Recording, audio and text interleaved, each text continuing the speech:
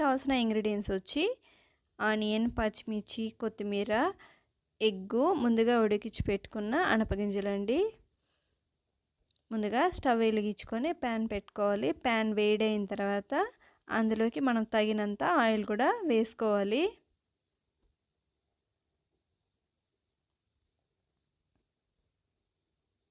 Oil వేడైన తర్వాత అందులోకి పచ్చిమిర్చి, ఆనియన్ కూడా వేసి ఒకసారి ఫ్రై చేసుకోవాలి.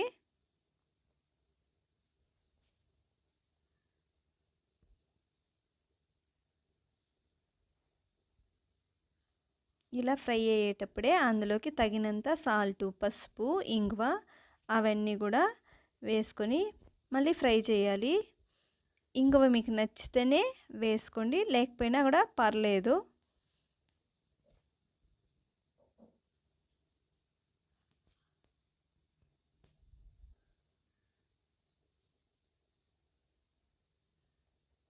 ఇవన్నీ కూడా వేసి మళ్ళీ ఒకసారి ఫ్రై చేసుకోవాలి.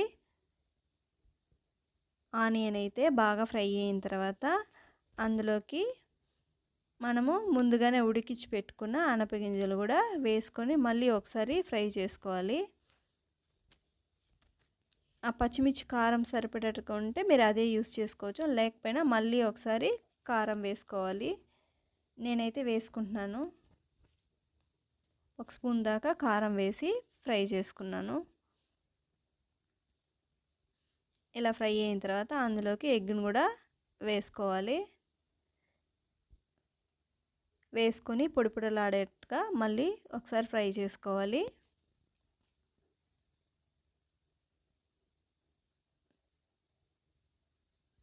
ఇలా ఫ్రై అయిన తర్వాత అందులోకి మనము కొత్తిమీర కూడా వేసుకొని మళ్ళీ ఒకసారి ఫ్రై చేసుకోవాలి.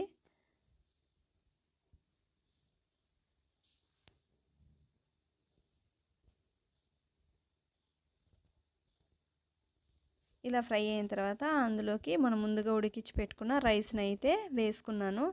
మనకి ఎంత కావాలో అంత వేసుకోవచ్చు రైస్ అయితే.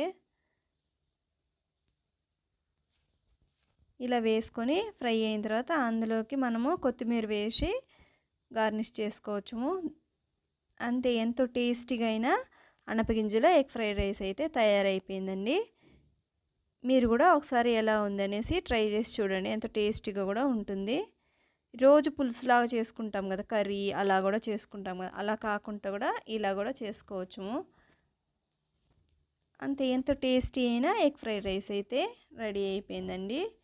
ఈ వీడియో కనుక నచ్చినట్లయితే లైక్ చేయండి, షేర్ చేయండి, కమెంట్ చేయండి. అలానే మన ఛానల్ని సబ్స్క్రైబ్ కూడా చేయండి. థ్యాంక్ యూ అండి.